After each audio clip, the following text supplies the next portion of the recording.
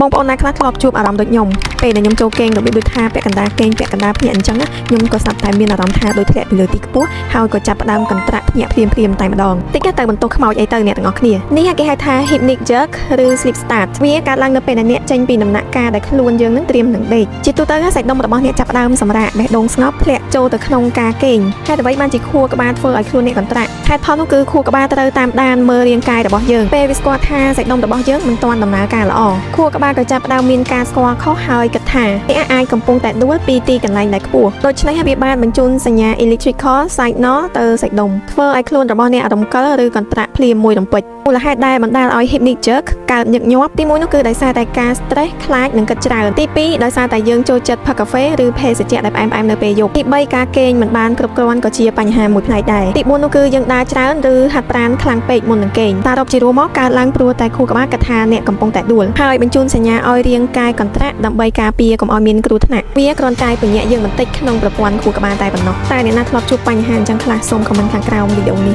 សូមកុំភ្លេចជួយ follow និង subscribe បើសិនជាអ្នកទាំងអស់គ្នាចង់ដឹងរឿងរ៉ាវជុំវិញពិភពលោក